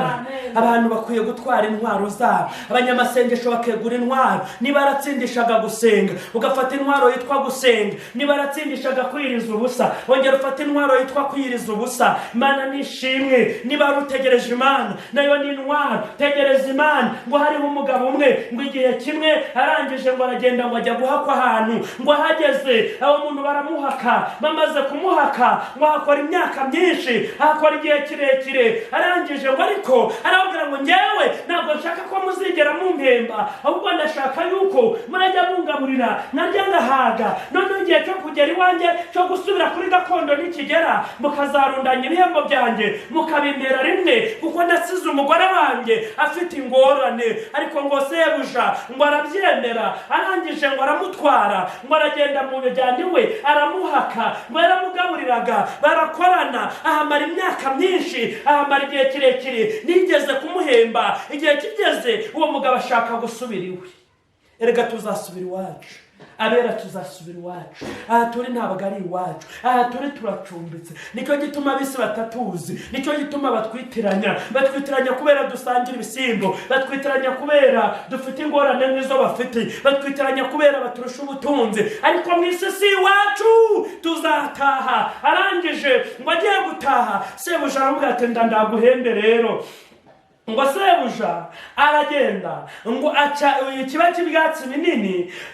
Ngo amaze guca ikiba cy'ubwatsi, abo bagabo ngo bari 3, ngo aragenda aca ubwatsi bwinshi cyane. Arangije ngo ahambiramwe amabuye y'igiciro cyinshi, ngo ubundi ahambira mu mvumba z'ubwatsi. Ngo arangije arabahamagara, arabasezerera, aravuga ati ndabashimiye, twakoranye neza, none rero ndashaka kubasezerera. Icyakoze ari umukati muri bugende burya mu nzira, nawe ibihembo byo umuntu wese agenda yikorera ikiba cy'ubwatsi mo hariya. Namara kukikorera mugende ntihazagira uhambura mukiri mu nzira, muzahambure kiriya kiba cy'ubwatsi, niwe ibihembo byanyu biri. Arangije ngo arabikoreza, buri wese yikorera ikiba cy'ubwatsi, ariko bafite ipfunwe bavuga ati Imana abo twayikoreye, uyu muntu abo twabaniye, abo naririmbiye, abo navugiye ubutumwa, nuko yansezerera, nuko yakabikoze, araduhemukiye. Byibuze abaduhaye inka, byibuze abaduhaye ku modoka byibuze abaduhaye ikibanza cyiza hano mu mujyi wa Kigali natwe tukamera neza nk'abandi. None koko atinyuke atwikoreza imvumba, aravuga ati baba we tugushije ishano, ariko ngo haza kuvamo umugabo umwe aravuga ati buriya ugukanira n'umenye urugukwiye. Mu magambo avunaguye cyane ko ari yakurirwa mu mufuka, ubu databuja nibi yabonye dukwiye guhembwa. Abagabo baragiye ngo baragenda, none ngo baza kugera hejuru y'umusozi, kuko mu bikombe n'imisozi niho twebwe duca tujya ibwami. Ngo bageze ku manga y'umusozi, abagabo babiri ngo bitegereza ibyo biba by'ibyatsi babikoreshe n'imirimo bakoze n'ukuntu bihanganye n'ukuntu babibayemo neza. Barangije baravuga tumva twakoreye umugabo udahemba, ngo ubundi bafata bya biba by'ubwatsi babinaga mu hepfo mu manga, barakomeza barigendera. Ariko umugabo umwe aravuga ati yewe sezerano umpaye nzarigumaho, munsi nageze wawe nzarigushimira.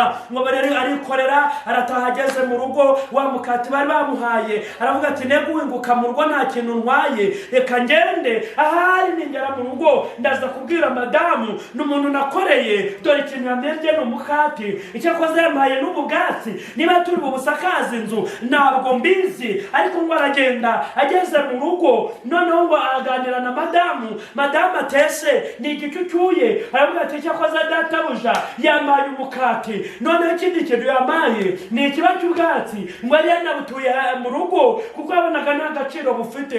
Umugore atari koze gukoshe ibi ni ibiki? Aho wagendeye, aho wabereye mu butayu, aho wakoreye ugenda ijoro n'amanywa, umbwira yuko ufite umuhamagaro, umbwira yuko Imana iri kumwe nawe, yakubwiye ko uzaguha amasezerano, koko ubwatsi nibwo ucyuye.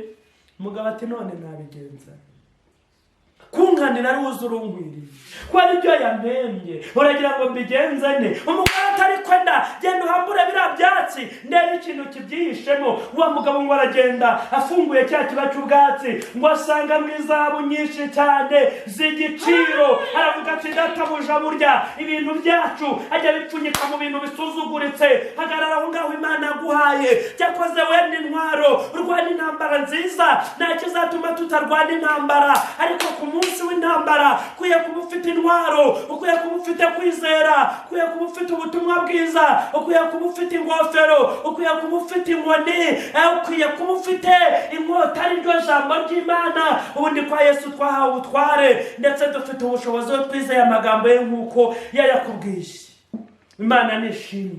Wa mugabo ngo yaje guca ruhinga asubira kwitorana bya biba bindi, kuko abo bagabo bari babijugunye yari yahabonye. Arangije aragenda agubwa neza, arakira, Imana iramutabara. Natwe niko bizatugendekera. Imana nishimwe. Byago n'amakuba by'umukiranutsi ni byinshi, n'intambara turwana zidukwiye intwaro, zidukwiye kwizera, zidukwiye amasengesho. Kandi umuntu wese ufite intwaro yawe igiye gushoboza. Ariko ndagira ngo nkubwire ngo ongera utyaze, yene abitorero ni mu nyumba mugira umwete wo gusenga, twongera tubohoze cyazo ryacu abadayimoni batwaye.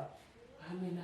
Abafilisitiya baraje batunyagaho twaryarizaga, baravuga ngo nidushaka ko tuzongera kubabona muri gutyaza, none twarakemerewe, none ibintu biraducanze, abanyamahanga badufasheho ijambo. Nta kindi cyateye ibibazo nuko amatyazo yacu twatyarizagaho n'ukuri abadayimoni bayashimuse. Baraza baravuga ati itorero ry'Imana dukwiye kurigambanira ntirizongere gutyaza, kuko nibacyaza tuzabashobora, kuko nibagira urukundo, nibagira umwuka wera muri bo tuzabashobora, nibajya muri korari bagahishukirwa imigambi dufite kuri korari yabo ntabwo tuzabacamwe ibice ngo tubashobore. Noneho rero wa muhanuzi nawe uciye muri korari aho kugira ngo yegure intwaro y'umwuka wera, ahubwo agatangira kurwanira mu mubiri, ahubwo akavuga ati reka nze nkwereke. Ibyo nibyo bisenya umurimo, ahubwo burya ntabwo aribyo byagakwiye. Niba ikibazo kibaye mu murimo, abitorero, abayobozi, abahanuzi, abanyekorari, abanyetsinda ry'amasengesho bagakwiye kumenya ko batewe, bakavuga ati ingabo yaduteye,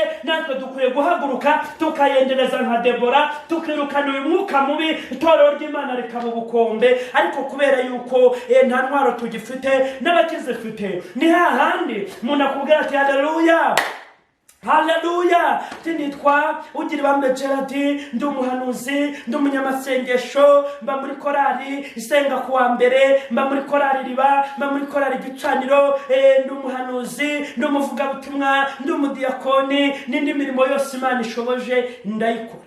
Ariko mu by'ukuri nta ntwara gifite muri we, nta bujya gifite. Aricarana n'umusambanyi biriranwe, ahubwo yirirwa yamumazemo imbaraga. Nibwo mwirirwa mu materaniro, kandi we n'umuhanuzi wese ahari ari gukubita ijosi. Yewe se mwabyutse mu materaniro shango twaraye ku gicaniro twananiwe? Ntabwo yananiwe, kuko sinawe usanzwe ukora, ahubwo hari umuntu bicanye uri kumamaramo imbaraga kandi ntiyabihishukiwe kuko yashizemo ubumara. Nibwo rero umusambanyi sineza agapfukama atisengera, ukamusengera ukabona ko Imana igiye kumuhaviza, ariko ntubone ko yarayasambana. Uwo muntu azemera gute Itoro rya Kristo ririmo umuriro utwika? Ntabwo abimenya.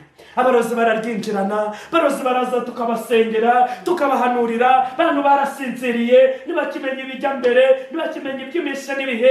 Jambo rirambwira ngo Isaka arasaza, ngo ageza mu zabukuru, ngo kugeza ubwo atarakimenya abana be. Noneho ngo arahuma, igihe cyo gutanga imigisha kigeze. Yakobo na nyina bakora politike. Yakobo se wari ugenewe umugisha, ariko araza amaze kuriganya ako kanya, araza abwira Isaka, aramubwira ati nahishije ibiryoshye byanjye, none umugisha. Ise kubera yuko atarakibona, muhanuzi utakibona, namenye abahesha imigisha n'abakwiye kurihana, byose yivugira imigisha. Arangije aramubwira ati mwana wanjye urinde ko nakuruzi. Aramubwira ati ndi umuhungu wawe Esawu. Ati none ko numva ijwi rya Yakobo. Aramubwira ati data nkoraho, wumva igikonjo cyanjye ndi Esawu. Amukozeho ngo yumva ngo afite uruhu rwa Esawu, ariko ijwi ryari rya Yakobo. Uku niko abantu bamaze gushaka Imana, ariko bakayishaka bafite impebyiri, uruhande rumwe ari Esawu, urundi ari Yakobo. Noneho rero Isaka ngo atanga umugisha, nigera amenye ko yawuhaye udakwiye. Ubundi rero umuhungu aritahira, umugisha barawubonye. Ariko nukuri Isaka yaza kumenya yuko ari Yakobo, ntabwo ari yari yagenewe umugisha. Niko abantu b'Imana bamaze gusaza, bamaze kuba ibihundugembe, abantu bamaze kuba amacuma adafite imbaraga. Bigisha umuntu aragera ahantu nta kigisha cy'umwuka mubwiye ko yigisha iryo teraniro, ahubwo ari igisha icyo bamubwiye. Iyo bamubwiye ati none wigishe gutanga icya 10 n'amaturo turumbukirwe tubone ibyo dushyira mu bigega, arasigara ababwira ngo Imana yamubwiye ngo abantu nibatange icya 10. Ariko mu by'ukuri nta Mana yamubwiye ngo abantu batange icya 10, ahubwo ni woda, ni misiyo yahawe. Ubundi nataha baraza kumuhereza ku muhigo nawe aryeho, ariko iyi mihigo iri hanze aha iraza gutara abantu ibibazo. Nataha baraza kugabana, ariko yewe uwo muntu mbese ntazashyirwa mu rubanza. Nta gifite ijwi rimubwira ko ibyo agiye gukora atari byo. Imana nishimye. Ubuze imbaraga, egera hino usengerwe. Ukeneye imbaraga z'Imana muri wowe. Watakaje intwaro, warasengaga mbere, wariyirizaga, wasuraga abarwayi, wakoreraga Imana, umva nta mutima ugucira urubanza. None watakaje imbaraga, usigaye uri nk'abandi bose, usigaye ujya mu masengesho, abantu bakinjiranwa, dayimoni kaniga umuntu bari kumwe. Abadayimoni baratwibye, batwibye iby'ingenzi, ingobe zacu zamaze gupfunyarara, ibihosho byacu byamaze gupfunyarara. Umva ukuri, ongera uhaguruka uze usenga Imana. Ubu mu masengesho icyaha dusigaye dufite abarokore ni ukwibaza, Imana imbabarire kwibaza ku bantu, Imana imbabarire gucumuzwa n'iby'isi, Imana imbabarire kwibaza ku masezerano, Imana imbabarire n'ikindi kintu cyose cyambuza umugisha. Ariko ubundi umve nkubaza, abantu bibaza iki? Ko umuntu ari umuntu akora ibyo abantu bikora nyine, ariko ubundi kubona umwanya wo kwibaza ku bantu, nta bandi bantu bo bakwibazaho. Wabanje ukihana ku cyawe giti, kuzajya mu ijuru ku cyawe giti. Umuntu yaraye asambana, icyo si icyaha ari bwihane, ahubwo araza kwihana kwibaza ku bantu. Abantu si ubibaza we ngo nabonye Christine ukuntu atega igitambaro ngo numva birancumuje, ngo Imana imbabarire cyane. Kundi gutega igitambaro kwa Christine agiteze atagiteze, yambaye ubusa, yambaye akikwiza, ibyo biramureba. Mwese mwiye gucungana n'ubugingo bwanjye bwonyine, ngacungana nuko ndi kujya mu rurembo rw'Isiyoni. Ibindi bintu mu by'ukuri ntabwo bindeba, kuko Christine arabwiwe kugeza ku buryo buhagije, uretse no kuba kwambara pocket byiwe ntacyo bintwaye, kuko yayambara atayambara bimutesha agaciro. Icyo rose ikintu cyagatumye ngera mu masengesho ngo mbure kwihana ibindeba, nindangiza njye kwihana kuko Christine atega igitambara. Ariko ubwo ngewe umwashyira ku rutaro yamburamwe ibikumbi, ariko ubwo nta kindi kintu nari mfite cyo kwihana, njye mpora nihana ubusa. Numvise bavuga ko runaka yiba, yewe wumvise babivuga. Ese ko wacumujwe nuko runaka yiba, wowe kutacumujwe nuko uri umusambanyi? Yemwe mw'abakristo mwatakaje intwaro. Umuntu wese niwongereye gura intwaro yiwe, tugende nk'abajya mu rurembo rw'Isiyoni. Imana itugirire neza cyane. Runaka aragucumuje, neje azongera gucumuza. Imana imbabarire, nararwaye abantu ntibasura, numva birancumuje. Wowe se utararwara wasuragana, uko bagucumuje nawe niko ucumuza abandi. Ihangane. None se ntuzi ko byanditswe yuko ingemero ugereramo mugenzi wawe nawe niyo uzagererwamo? Yesu atugirire neza cyane. Ubuze imbaraga, utakaje intwaro, igera hino twongere ducaze. Njyewe ndumva mfite yuko abantu turi kujyana tugiye kongera tugashinga amatyazo, abantu bagacyaza, abantu bakongera bagacana. Jambo rirambwira ngo umuriro wa Pentekote ntukazime. Pentekote ivugwa ntabwo ari idini, ni umuriro w'abanyamwuka, ni umuriro w'abagenzi bari kujya mu ijuru. Ntukazime, muze twongere ducane amashyiga yacu ntakabure nk'umuriro. Imana itugirire neza cyane. Buriya rero ngo hari inyamaswa zo mu gasozi zikunda amashyiga ebyiri, ihene n'imbwa, ngo buriya bikunda umuriro wo mu mashyiga. Nimugoroba izo nyamaswa zirirwa mu gasozi, nijoro ngo zigataha mu bantu. Izo nyamaswa rero ngo zitaha mu mashyiga atarimo umuriro, ziba zishaka ishyiga ridashyushye, ritanakonje, ariko ritagira umuriro utwika. Hari abahanuzi bagira umuriro utwika, bene aho hantu imbwa ntizirakandagira. Hari abahanuzi bagira umuriro utwika, hari abapasitori, hari abavugabutumwa bagira umuriro utwika, bene aho ihene ntizihakandagira. Ariko iyo zifite ukuntu zimenya amakuru, zifite ukuntu zikoresha utujanja twazo, nimugoroba itashye mu gikoni, nk'abantu nyine bacanira mu bikoni, noneho bitanakingwa, urumva ni akandi kaga. Noneho iyo nyamaswa ifite ukuntu iza igashakisha amakuru. Iyo imaze kumenya ko isiga ritangiye guhora, ritarimo umuriro utwika, ritanakonje, iraza ikirariramo. Niba wocyejemo ibijumba zirabirya, ugasanga mu gitondo zahasharaguye, zicungana n'uko butangira gucya, ubundi zikiyufura zikajya ku ruhande. Nuko iryo shyiga ryawe rikirariramwo imbwa, rikararamwo ihene, karara usimbagurika, karara urote bitagira umumaro. Ubundi mu gitondo ukabona umuntu arakarabye, ariyagamuye agiye mu materaniro yera. Haleluya, haleluya. Nanjye ndajya mu rurembo rw'Isiyoni. Nawe uzagera udafite umuriro utwika muri wowe. Yego, ubu dufite amashyiga yashashemwo imbwa ziryamiye, kandi bene ayo mashyiga ku manywa atekerwaho ibintu bigaburirwa abantu bose, ibintu bigaburirwa isi yose, ibintu bigaburirwa kuri mbese ku buryo isi yose ibikurikiye ibyo biribwa. Ariko ishyiga bitekerwamo nta muriro urimo, nijoro hararamo imbwa zikararamo, nta bivumbikisho. Ariko hari n'irindi shyiga imbwa ikandagiramo igasanga nijoro nyine umuriro, kubera ko ari igicuku, kubera ko ari mu ijoro, nta muriro wakugurumana urimo. Ariko hari ukuntu abantu b'abahanga cyane mu cyaro, hari ukuntu abantu bagenda bagafata agati k'insobe, ka gati washije kakanga kwasika, ka gati nyine ukubitaho ishoka igataruka, bafite ukuntu bagaseseka muri uwo muriro, ubundi bagatwikira nikagaragara. Bene ako mu itorero nta gaciro gafite, bene ako ngako nikagaragara, ariko kifitemo umuriro utwika, kifitemo umuriro waka, ako kantu gafite ibivumbukisho. Haleluya, nanjye ndafashijwe. Noneho rero uwo muriro ntujya uzima, n'ejo mu gitondo abonye igicuku kirangiye, nk'ubukoroni bikunda kongera kurangira, usanga ryazikora ikigera umuriro. Mbese ufite ugutwi kumva yumva iby'umwuka ari kubwira amatorero. Imana ishimwe. Bene aho ihene ikoze aje ubunwa irashya irangira n'izindi ku iyo nzira itagendwa. Yesu nashimwe. Haleluya, haleluya. Uziguhura n'umupasiteri ugira ikigarida ko ritarimo umuriro waka, imbwa ziriraramo, ubundi kuko mu gitondo ugasanga kubisemo agakote. Haleluya, haleluya, haleluya. Dusome mu gitabo cy'umuhanuzi, Solange, wanakire ugasanga nikiba muri bibiri. Hari weruka kudutuburira ngo dusome ngo muri Yesaya ya 800. Niba ni umukozi w'Imana ufite mbese umukozi w'Imana mu mutumishi nyine umupastori, usanga umuntu umuntu agiye kwerekwa ngo nimusome ngo mu gitabo ngo cya Nowa, nta kibaho. Noneho abandi bantu bari aho nabo batakaje intwaro, ukabona umuntu araruba ajya gushaka igitabo cya Solange, nta kiba mu byanditswe byera, ariko kuko abantu batakaje intwaro bazubura ku cyumweru bagiye mu materaniro, abantu ntibakibuka n'ibyanditswe. Ariko Imana iracyafite ibihumbi 7 yisigarije. Amashyiga yose ntiyazimye, hari amashyiga arimo ibivumbikisho kandi arimo umuriro utwika. Tugiye gusenga Imana, tugiye gusengera iri jambo. Umuntu wese uzaryumva, uri kure na hafi, uri muri Aziya, uri muri Europe, Australia, Afurika, Amerika, umuntu wese uzumvira ijambo akumva buzintwaro, niwumvira ijambo ahantu wicaye, ntabwo ari ngombwa kuza kureba runaka ngo gusenge. Hoya